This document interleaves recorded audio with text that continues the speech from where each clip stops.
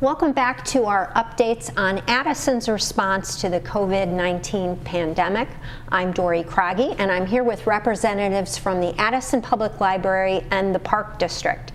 We are nearing the 1-month mark of sheltering in place, and I know that people are kind of looking for things to do, and the Park District and the library are typically places that we go to when we need some recreational or relaxing activities. So I'm here with Kathy Welko and Jen Hermonson to tell us a little bit about what's going on behind the scenes at our public agencies. So while our governmental buildings are closed, there is lots of work being done, and there are still opportunities for the community. Jen, let's start with you, and actually let's review kind of what people can't do. Much like Village Hall, your facilities are closed. So let's explain to people, kind of admonish them what they can't do right now. Right.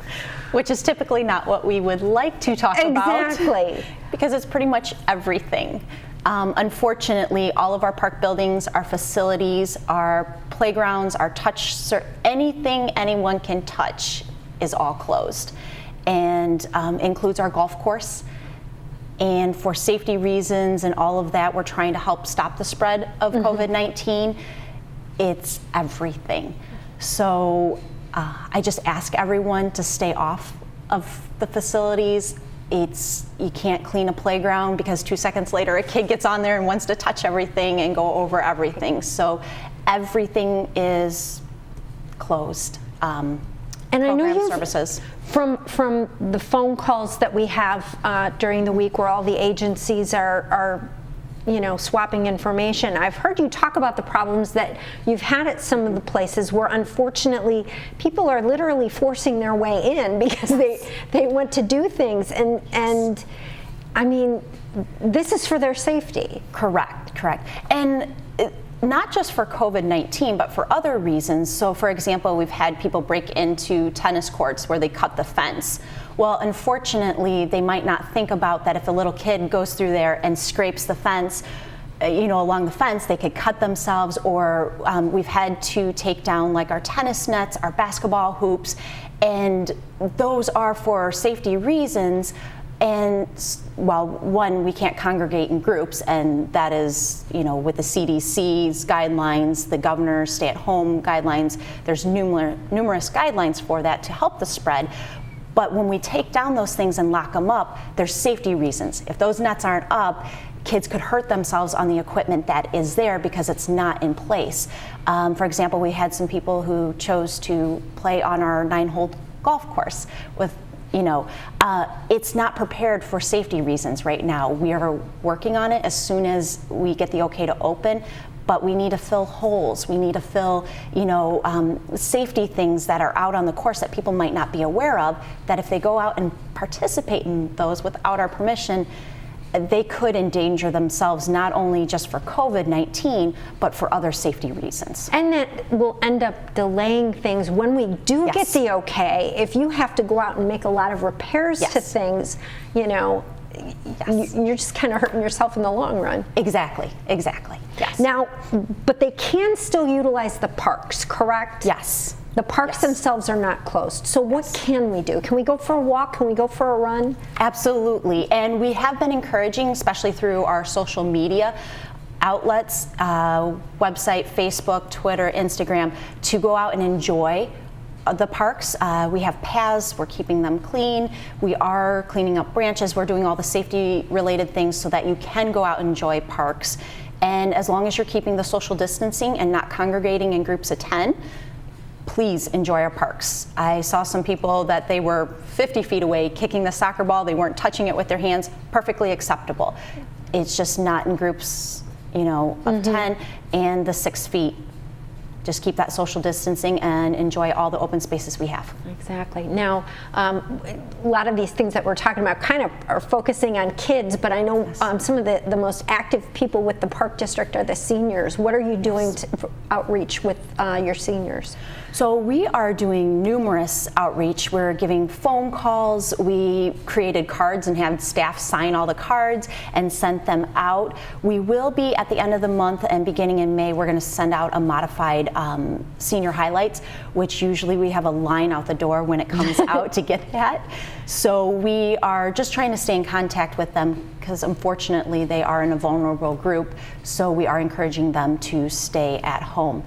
One thing I didn't mention is we just finished up taping this morning our fitness videos. So we will be posting those and everyone can do those fitness videos at their own pace, leisure, but at least it can give them an idea to get up and move even if they're in their own house. That's great. Kathy, let's talk a little bit about the library. You know, it's unfortunate that, you know, now might be a really great time to catch up on your reading because you can't be going out to see movies and stuff like that, but there's no way to get materials, or is there? Tell us about that. There is actually a way to get materials on our website. We do have downloadables of ebooks and e-audiobooks so you can read or listen. We have services where you can get graphic novels, which are your comics. You can even stream through Hoopla. You can stream TV shows and movies and music as well. So you can still get all of those resources through the library utilizing your library card on the website, and we have a From Home tab of our website as well to make it easier to find these things for you. Oh, that's great. Now, if we've pushed this out before, but it's a good time to remind people, if they took materials out from the library before all of this happened, they're not incurring fines or throwing you guys into a tizzy. Tell us about that. Not at all. We moved all the due dates back to after the stay-at-home order is supposed to be lifted, so that way nobody has to worry about returning anything. If they choose to return something, our book drops are open, but they are not being checked in. We are quarantining the materials just to abide by safety precautions to make sure that staff are not handling them too soon, because we want to stop that spread as well. So Sure. You're more than welcome to return them, but you can hang on to them until we reopen. The due date is a couple weeks after the stay-at-home order is scheduled to be lifted. Yeah, fingers crossed. Now, what if someone didn't have a library card before all this happened? Does that just kind of, you're out of luck? Oh, no, absolutely not. We actually have a way for them to get a temporary library card, and the temporary library cards are good through June 30th.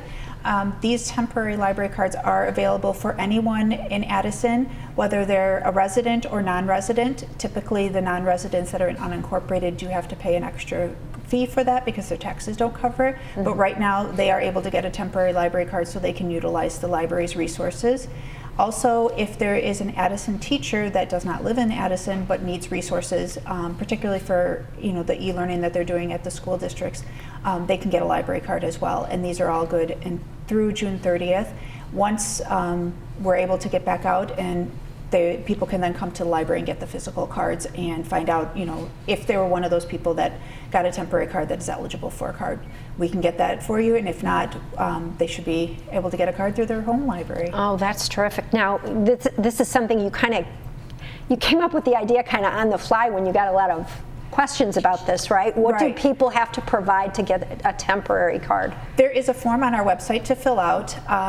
It's under the Get a Card, and on the right-hand side of the page, it's just information that they fill out with their contact information that gets sent to library staff, and then they go ahead and create the card with a barcode, and will be in contact via email with the person, so they know when their card is active and when they can start using it. That's terrific. Yeah. So what are some of the other things that they'll be able to do once they get this card, or if they already have a card? In addition to the downloadable books, you've got a lot of other things available. We do. We have databases that are available. We have resources for business owners as well as for adults, in addition to many resources for children. In the e-learning, there's ways for them to get some online help that way if they need some supplementing of what's going on in the classroom. They also have there's virtual programming they can do. They don't need the card for that, but that is something that they can do, is virtual programming. including on that our children's story times, crafts. We also have our business specialist doing virtual resume reviews for those people that are needing some assistance with their resumes in this time because the employment rate has gone so high. Yeah. But there are actually places that, due to illness, need people. So there is a way to do that as well. So there's a lot of different aspects to our website, but the main one is the downloadables. And the nice thing is Ancestry.com, which is one that typically the library subscription to that only allows you to use it in the library. Through April 30th, they're allowing people to, with their library card, use that from home so you can do some genealogy research. Oh, that's great. So there's hobby information as well. Yes. Okay. We have Creative Bug too, which is a newer database for us that'll teach you everything from, if you want to paint or knit or crochet or, different craft skills. Oh, that's great. Yeah. And for those who like a physical book, we were talking a little bit beforehand, and you guys reminded us, you have locations in town where you can actually pick up books. Tell us about the little free libraries. Yes, our little free libraries were generously put in by the Friends of the Library, and they're hosted by the Park District.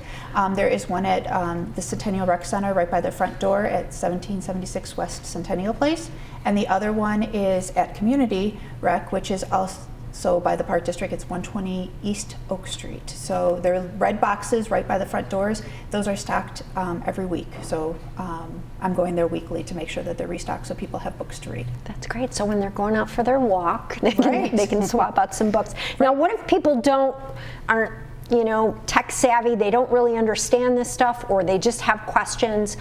Is the library at least open to phone calls and questions, that kind of thing? We are. We have staff on the phones Mondays through Fridays, noon to 3 in the afternoons. You're welcome to call in anytime during that time, and they will get you your answer, or if somebody needs to follow up with you that, it's a different department or a different specific request, we can get that for you. That's great. Now hopefully in about 2 weeks we're going to be getting back to normal. We don't know that for sure, but I know that both of your agencies are making plans. So Jen, let's start with you.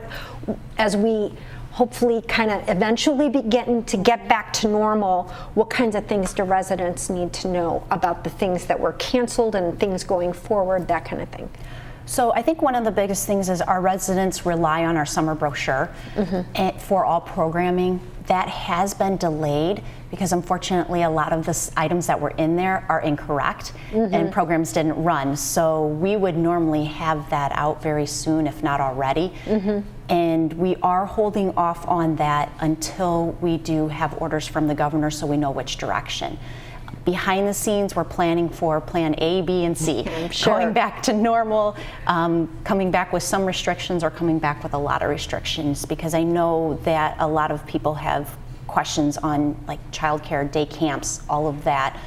Unfortunately, we don't have the answers to those questions. And I mean, I think that the biggest catch-all phrase is as soon as we know, we will update everyone on what we can do. As far as refunds go, any of the programs that were canceled that won't be running, we will be issuing refunds if we haven't already. We're starting to issue the refunds for seniors because we were having a lot of trips coming up, and those trips are all canceled. So we're starting the process of that.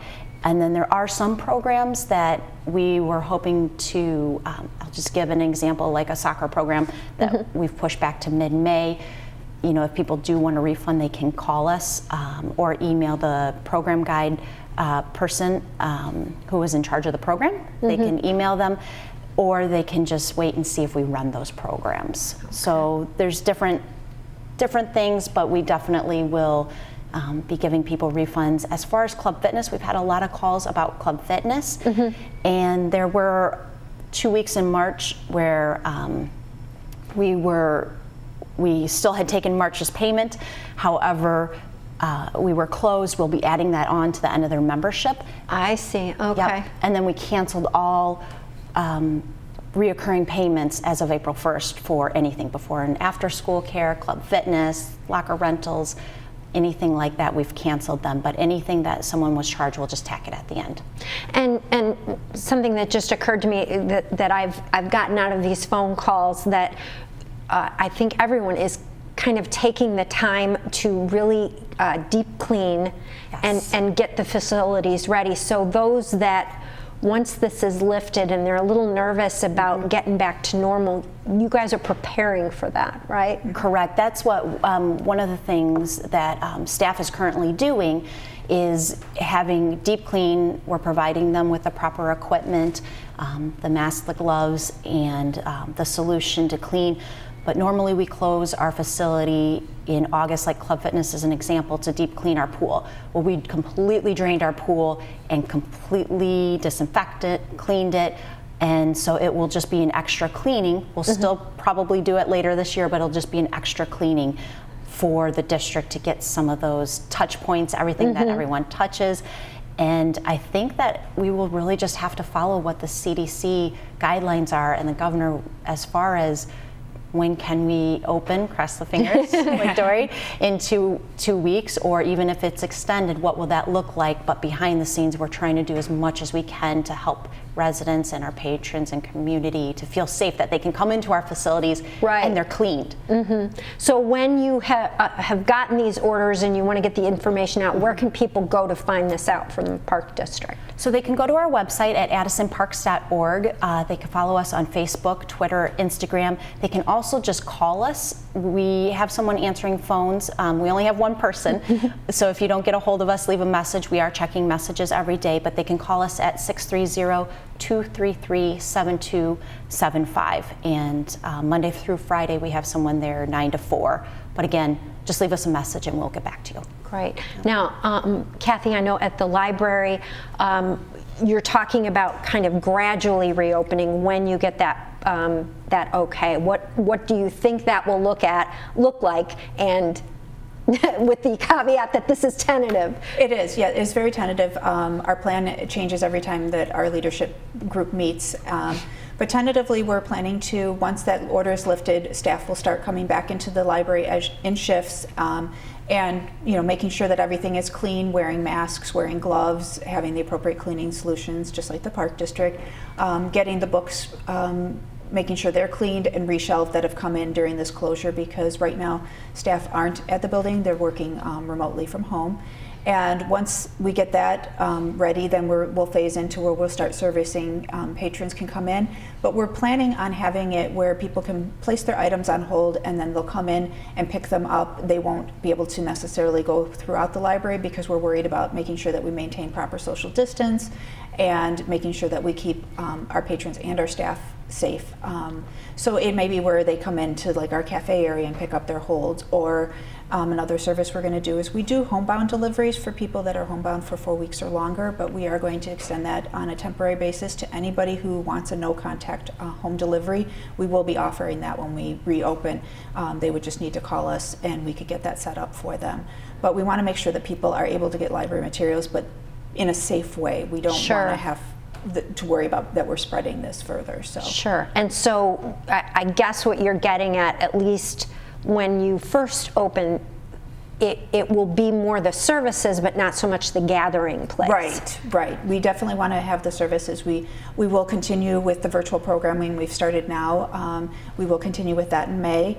Like the Park District, our newsletter for May and June had to be revamped. We've got a 4-page May one coming out with a lot of the information about the resources available online, the virtual programming, that type of thing. And then our June one will be a separate one as we get going further. Hopefully we'll have more information from the governor and the CDC and the Illinois Department of Health where we can be a little more specific about what we're doing in June as well. So this way we can keep that information flow going to our patrons. Sure. And so as those decisions are made, where can people get the information? They can go to our website, addisonlibrary.org. We have a tab on the top that says From Home, so when if you're at home, you can access that. In addition, we also have updated information in boxes on our main page that you can click on it depending on what your interest and needs are.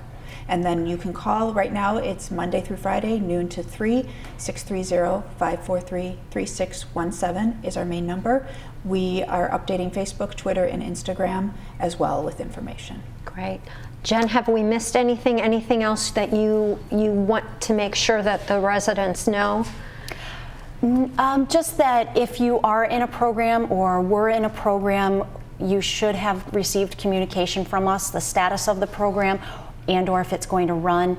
Some of those items, when it's going to run, will be delayed until we get the orders from the governor or direction from the CDC. However, you should have received something from us. If you didn't, please give us a call. Again, 630-233-7275. And we will make sure we get you to the correct person to answer that question. And then, just to reiterate, follow us on our website, addisonparks.org, Facebook, Twitter, Instagram. We are updating our social media sites all the time. Great. And Kathy, same question to you. Anything we've missed or anything you really want to make sure that people know? Just to be engaged and to make sure that they're checking our website for the different databases we have, because they can learn a language, they can learn do some genealogy research, learn a skill that could help them towards work.